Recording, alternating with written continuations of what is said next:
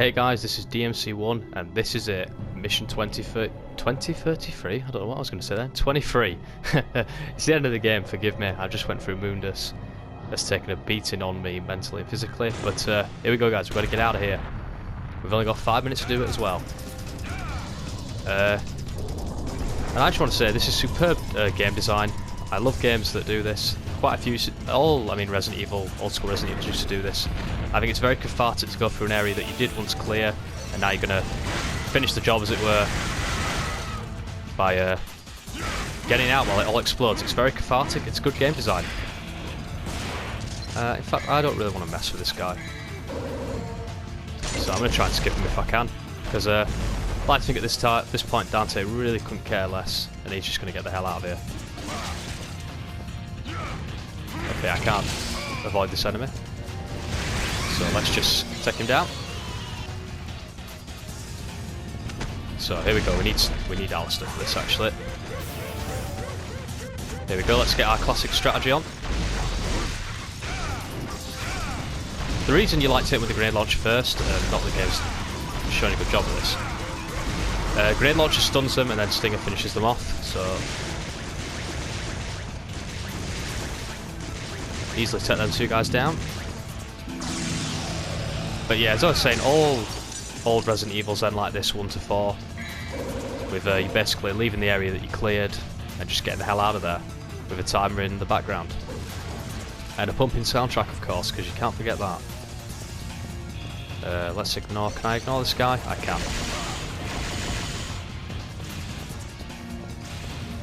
So that clock's going. I mean, even a game like Halo ended this way, if anybody ever played Halo.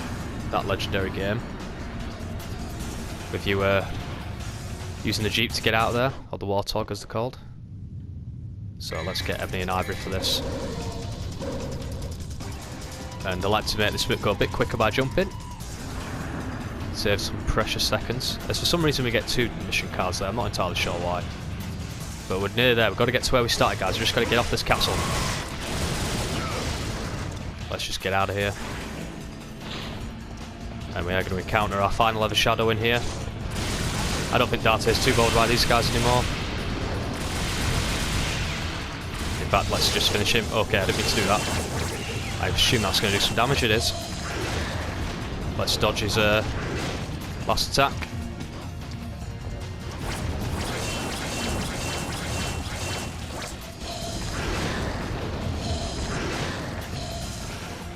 And we've got him. Let's get the health from him.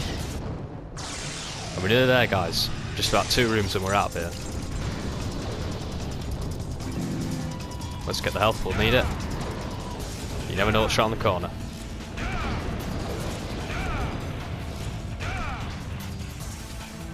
So that's it, guys, we are very nearly there, let's go.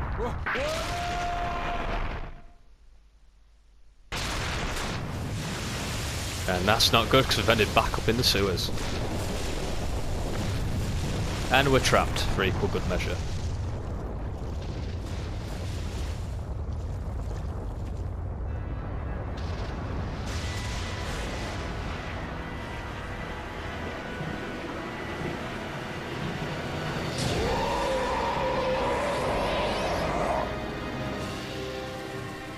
And our good friend Mundus just doesn't know when to quit. The gate has been opened. Dante, you are not getting away. This is where you will die. I'm not going anywhere. Besides, there's no place to go. Look around. This will be your burial ground as well. It doesn't get much more hype than what's happening right now. So we're going to get some taunts in, and we're going to vortex the sky.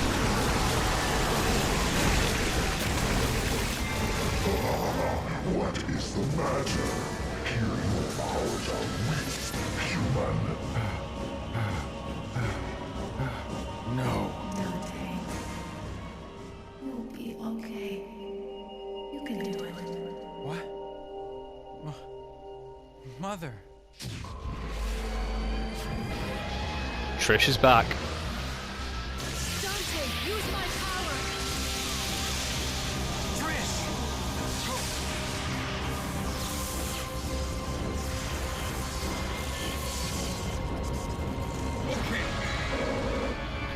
So all it takes is one final shot with Devil Trigger.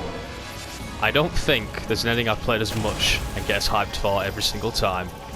But let's end this nightmare right now. It looks like we have a winner. Jackpot.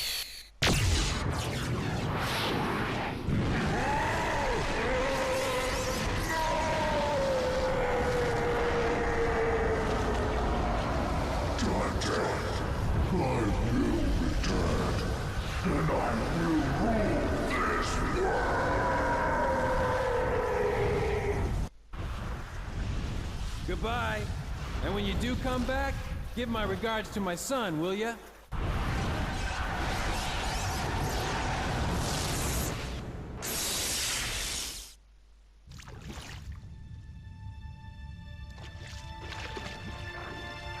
Trish. Dante.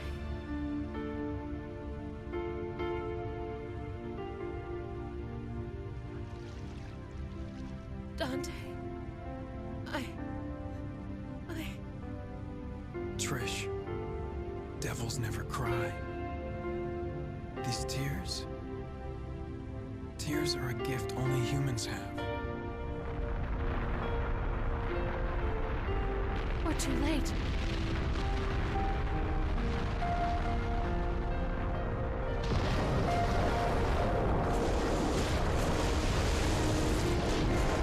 No, Trish, it's never too late.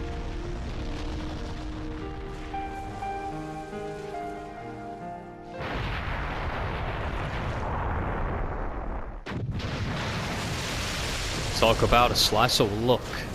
I said remember the plane. Are you ready? Yes.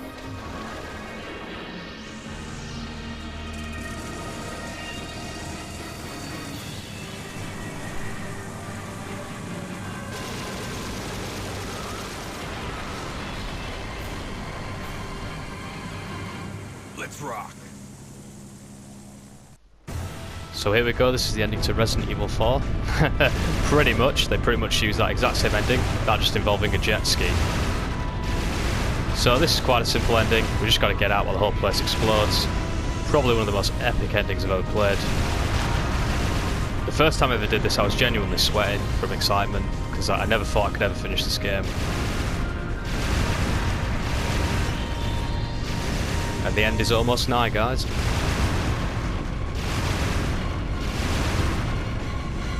There it is.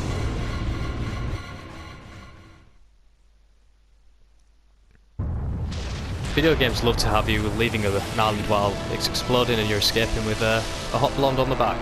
Truly the best art form.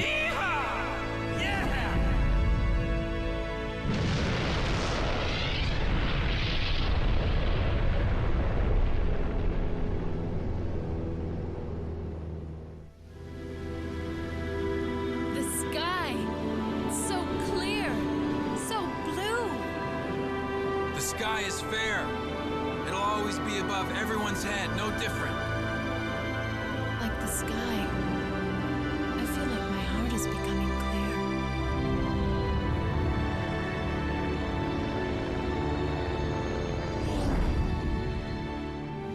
clear. Let's not forget, though, the Underworld's evil is still alive. They will someday return. There's no need to worry, right? Because the world has the legendary Dark Knight Dante and his sidekick.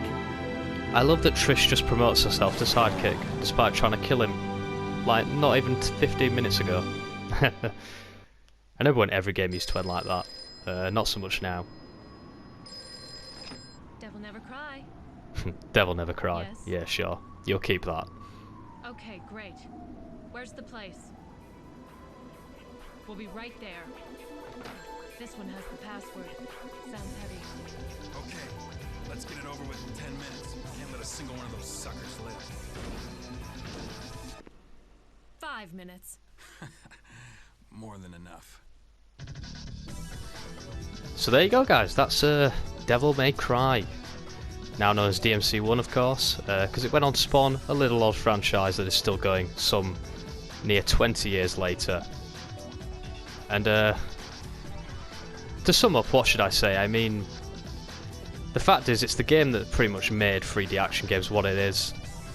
You know, all games to this day still use the blueprint of this game. Sure, they've improved upon it, as you'd expect after 19 years of its release, but it says a lot that they still use this game's framework to make those successful action games. Of course, it's not the peak of this series. That would be DMC5, I would think, and we've still got 3 to go, which is also incredible. So this run I was quite happy with hard. We did some decent stuff. I'm quite happy with that last level and how that went. But Devil May Cry tells a pretty kick-ass story over those 4 hours. That's about how long it normally takes on the first time through. And what's incredible is that I don't know how much about the actual designers like this slot showing up on here, but the director of this game would never direct another Devil May Cry game.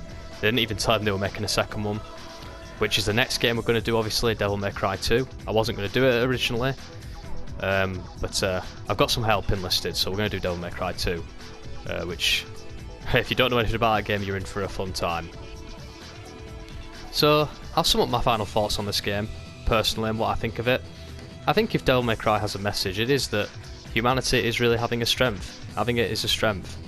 It's Dante's humanity that saved him at the end of the day. By saving Trish, she repaid the favour and saved him. If Dante had been a bit more cruel and shot Trish, he would have died. So, it's our humanity that defines us. It's not a weakness. You know, the good shit. If a very cheesy message, I must say. But what also is awesome about Devil May Cry is the difficulty. It's a very difficult game, but that's a good thing. It means the developer has faith in you to be able to overcome what they throw at you. I honestly will say that playing this game and completing it for the first time, about a year ago now, was honestly the most positive experience I ever had playing a game ever. Even more so than games that I prefer than this. Some of my favourite games of all time never elicited that positive reaction that I got from this. Beating this game for the first time was honestly, I can't put it into words other than it was just positive. I really felt like I'd achieved something, even if it was all virtual and not real, and just on a game. Just some silly old game, but it made me have one of the best feelings ever. But I don't really have anything else to say, so I'm going to stop nattering on, and I'll let this little melody play out. But thanks for watching, guys. I'll catch up with you end for some final closing thoughts on the playthrough. So let's just listen to this.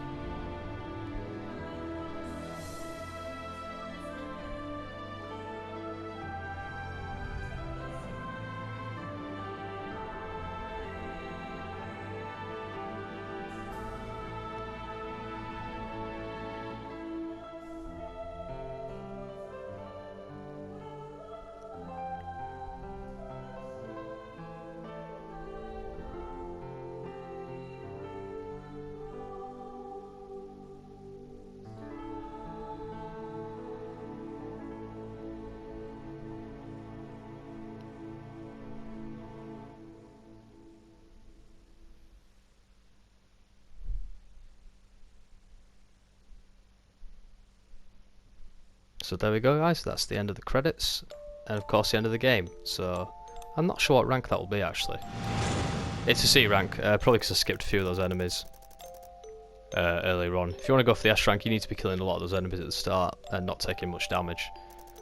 But that's it, we'll see all our final ranks, because the great thing about this game is it's so incentivizes replayers. So have a look at some of them ranks. The hard difficulty is the middle one, in case you're wondering. So, not too bad. Some of my best ranks actually come with Dante Must Die difficulty, and that really hammers home what I was saying earlier, that difficulty is your friend. It really pushes you. You know, sometimes with it being on hard on this time, I didn't really try as hard as I normally would. But the harder difficulty, if you played this game once, play it again. And then play it again and again and keep pushing yourself. You'll be surprised how good you can get at it. I never thought I could ever do this game on Dante Must Die, and I did it. I've platinumed this game. Never would have thought that possible a year ago when I scraped through on normal. But that's all there is to it, guys. I'd like to say thanks if you did tune in to watch any part, any moment. If you're still watching this, I thank you massively. I'll sit that on normal. I fancy a normal playthrough maybe one time. And we'll save that, but that's it, guys. That's all there is to the playthrough. Thanks for watching, however much or however little you decided to tune in for. Thanks very much, and I'll see you for Devil May Cry 2.